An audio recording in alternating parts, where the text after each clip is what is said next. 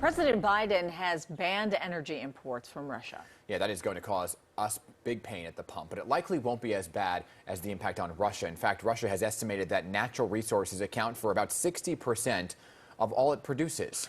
So let's take a look at our situation. In April of 2020, the U.S. imported about 7.25 million barrels of oil a day. That was at the start of the pandemic, so it's risen substantially as our economy has recovered. But look where our imported crude oil comes from. A huge amount comes from Canada. Russia is only the fourth largest source, accounting for somewhere between 5 and 8% of our daily oil imports, depending on the time frame and the analysis. So what does this all mean? Well, we've got Wall Street Journal specialty writer and investigative reporter Greg Zuckerman to help us figure it out. He's written the book called The Frackers. So he's looked at how America achieves some level of energy independence. So, Greg, good to see you again. Welcome back to the PIX11 Morning News. Good morning, guys. How are you? Okay, we're making do with what we're seeing at the pump run. First off, tell us how much do you think we'll be paying in higher gasoline prices to punish Russia for invading Ukraine, right? Because prices have already gone up above $4 a gallon. So I guess it's crystal ball moment.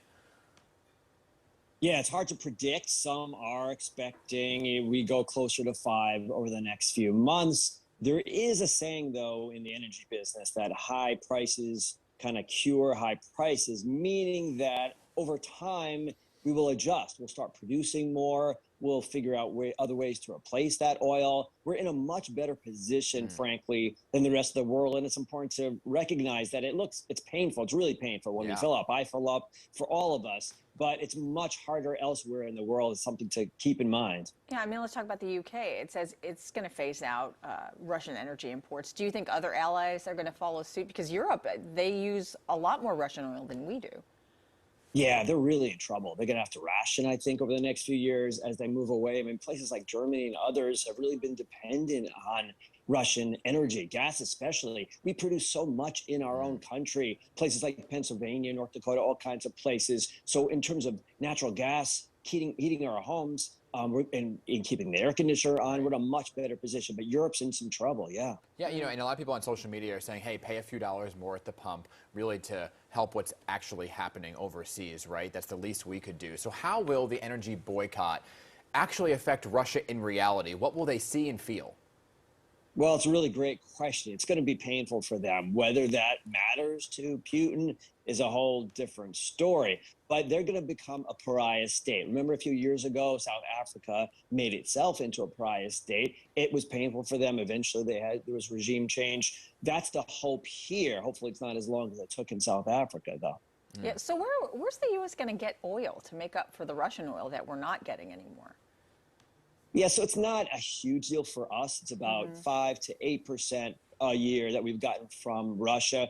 And it's the type of oil that we can get elsewhere potentially. We might cut a deal with somebody like Venezuela. It'll be a painful deal, ease sanctions a little bit, but we can easily replace that kind of energy, that kind of oil elsewhere. The question is what the rest of the world does, and also just kind of global prices. This is a global market. So the fact that Russia is not going to be participating in the global market means higher prices for all of us. We've gone from under $100 a barrel to over 120 in just a few weeks. So it makes sense that at the pump, we're going to be paying the price. Yeah, certainly. And I think that timeline, even though there's no estimation, people are saying well into the fall because that summer blend comes into play, and that always costs more along with the holiday travel.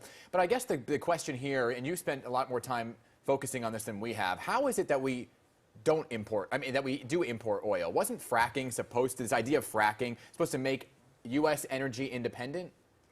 Yeah, the problem is, and it's a little technical, the refineries, some refineries in this country are still built for the kinds of oil that are produced in other countries, like Russia, like Saudi Arabia, those kinds of places, the tar sands up in Canada. We still produce a tremendous amount in our own country. We're the biggest energy producer in the world right now, and we actually export it, but it's the mix. So we still have, it's more of a refinery issue. We still have certain types of oil from other parts of the country that we still depend on a little bit. So just real quickly, given all the restrictions and other sanctions that Putin's effectively under right now, has he torpedoed his own economy? He really has, yes.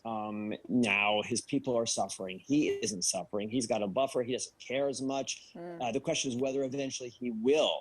And it took years of suffering under the USSR for there to be change. So I'm not optimistic, but I'm hopeful that eventually he gets the message and eventually things change. But it could take a while, guys. Yeah, people are really focused on this, right? Because suddenly people care when it affects their wallet, right? You know, all the news happening That's overseas. exactly right. Exactly. Greg Zuckerman, specialty writer and investigative reporter at the Wall Street Journal. Thank you so much for being here, kind of navigating. It's a difficult technical topic, but you did it really well. Thank you. Sure, great seeing you guys. All right, thank you.